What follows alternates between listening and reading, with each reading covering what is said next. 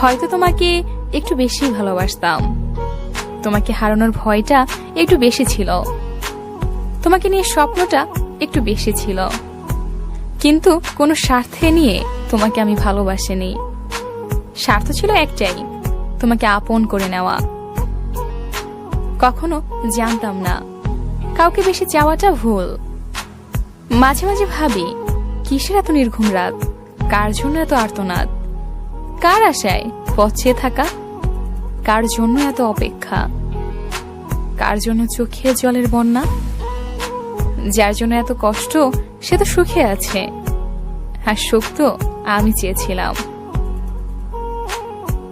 সেই সময়টা খুব কঠিন, যে সময়ে চোখের পানি ফেলতে হয়, কিন্তু ওই সময়টা তার চেয়েও অনেক বেশি কঠিন, যে সময় চোখের পানি লুকিয়ে হাসতে হয়। তুমি দেখতে সুন্দর বলে কাউকে কখনো ঘৃণা করো না, কারণ তুমি যার হাতে সৃষ্টি সেও তার হাতেই সৃষ্টি। কখনো নিজের সৌন্দর্য নিয়ে অহংকার করো না। যারা খুব কাঁদতে পারে তাদের সবচেয়ে বড় লাভ হচ্ছে তাদের মনে তেমন কষ্ট জমে না, অথচ যারা মন খুলে কাঁদতে পারে না তাদের মনটা হলো কষ্টের আকাশ। মানুষ ভাবে পৃথিবীতে সবচেয়ে কষ্টকর জিনিস হচ্ছে এমন কাউকে হারানো যাকে সে অনেক মূল্য দেয়, কিন্তু প্রকৃতপক্ষে সবচেয়ে বেদনার হচ্ছে কাউকে বেশি মূল্য দিয়ে নিজেকেই হারিয়ে ফেলা।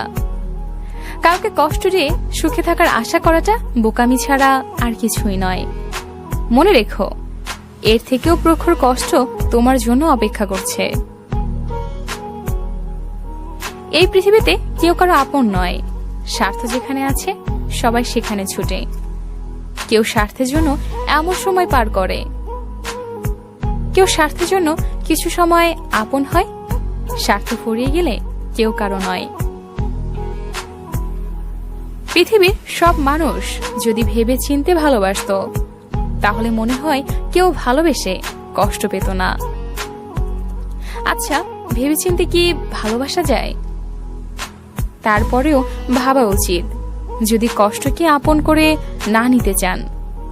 আচ্ছা, কষ্টের সাথে কি আমাদের কারো শত্রুতা আছে, যে কষ্ট শুধু শুধু আমাদেরকে কষ্ট দেবে?